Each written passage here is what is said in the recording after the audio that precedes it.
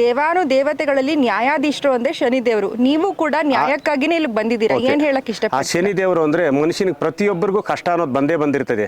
ಆ ಕಷ್ಟದಲ್ಲಿ ಆ ಶನಿ ಮಹಾತ್ಮ ಒಬ್ಬ ಇದ್ದ ಅಂದಾನೆಂದ್ರೆ ಆ ಪ್ರಪಂಚದಲ್ಲಿ ಯಾವುದೇ ಒಂದು ವ್ಯಕ್ತಿ ಆಗಿರ್ಬೋದು, ವ್ಯಕ್ತಿಗತ ಆಗಿರ್ಬೋದು, ಬಲಿಷ್ಠವಾಗಿ ಬೆಳೆಯೋದಕ್ಕೆ ಸಾಧ್ಯ ಆಗಲ್ಲ.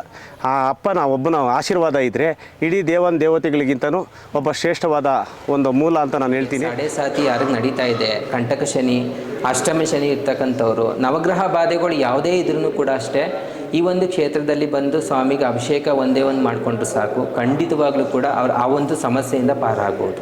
ಇಲ್ಲಿಂದ ಕಾಲಿಟ್ಟ ತಕ್ಷಣನೇ ಒಳ್ಳೇದಾಯ್ತು, ನಮಗೆಲ್ಲ ಒಳ್ಳೇದಾಗೈತೆ. ಬರೀ ಇಲ್ಲಿ ಕಾಲಿಟ್ರೆ ಸಾಕು ಅಂತೀರಾ? ತಾಯಿಗೆ ಜ್ಞಾನನೇ ಇರಲಿಲ್ಲ, ಅವ್ರಿಗೆ ಇಲ್ಲಿ ಬಂದ್ಮೇಲೆ ಹೂ ಸುರಿದ್ರು, ಆಮೇಲೆ ಜ್ಞಾನ ಬಂತು.